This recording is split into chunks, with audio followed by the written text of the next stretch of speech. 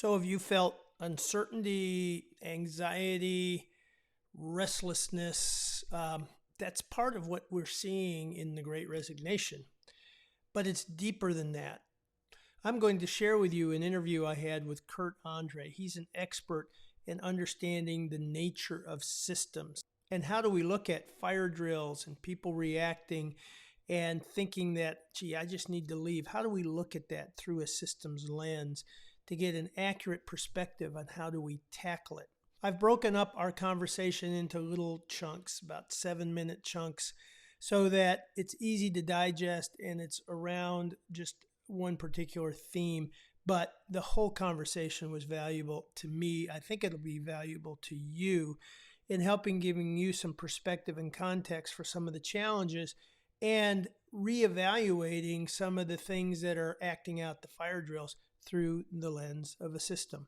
So let's move to the conversation. The curiosity started out when I coached for couple weeks ago.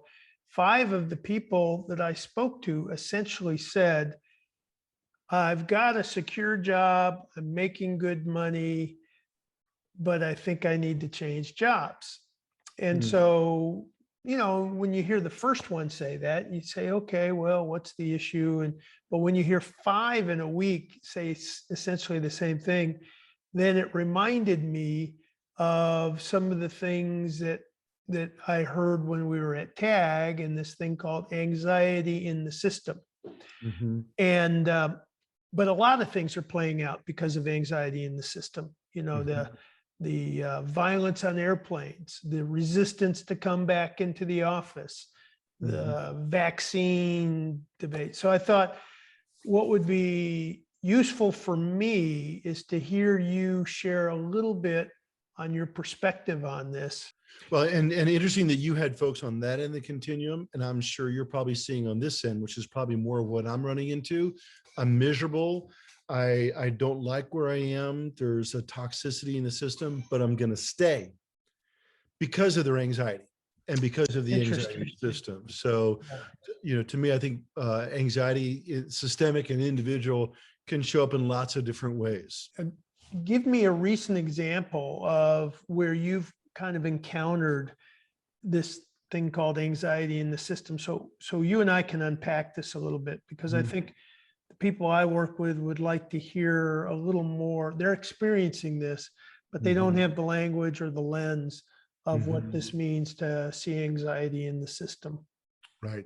Well, it might be a good place to start. What do we mean by anxiety in the system? Yeah. That when individuals don't see things as a system, either their family, their business, there's a tendency to draw conclusions that might not be accurate. Like for example, one of the markers for me when I'm dealing with 2 organizations right now, they're government entities. They're very much at odds with each other. There's a lot of conflict. So they asked me to come in and help them navigate because these 2 groups playing together is really important for the constituency they serve. And so as I'm interviewing these people, I'm hearing really competent people. They're committed to the mission. They care about the work they do. They care about each other. But what they're doing is they're scapegoating each other. This person's a problem, that group's an issue.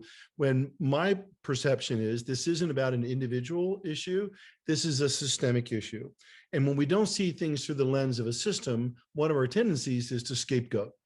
For example, people might wanting to leave because, well, my boss is a jerk, or that we have to realize that we're functioning within a system, and so to frame what we're struggling with well, I think really is important. Virtually every client I'm working with, Rex, again, whether it's a solopreneur, I had a great coaching session with a lawyer today, or Fortune 100 company, 20,000 employees.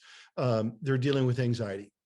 And part of it is within the culture within which we exist, with the pandemic, with politics. You could even argue the vicarious trauma for watching people get off planes, dropped from planes from Afghanistan. That there's a tremendous amount of anxiety culturally, and there's a tremendous amount of anxiety within systems.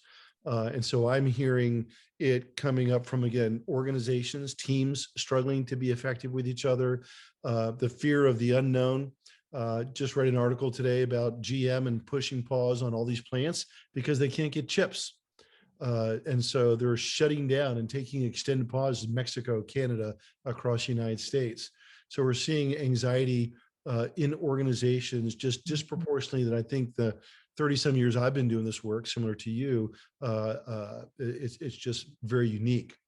What I'm hearing is that when you see reactions that are disproportionate to the Mhm. issue or seem to be, like we see at school boards over masks, um, Right. and I'm working with a superintendent's organization where those individuals are burning out and quitting at Mhm. record numbers because of the irrationality and being the scapegoat in all of this. Right. So let's wind back to the people that I've talked to that are saying, I got a good job, but I want to leave. How would Mhm. you walk them through, or let's just role play with me? I'm saying, I've got a good job, uh, Mhm. projects are okay. I don't like the management decisions being made here. I think I'd be happier someplace else. Mhm. Yeah, so great scenarios that are obviously very real. I think for me, when I would start the coaching conversation, I want to know a little bit more about the context within Mhm. which they're serving. Where does the anxiety come from? Are we running ridiculously lean and yet are expected to have high output? Therefore, the expectation of deliverable, there's a gap between.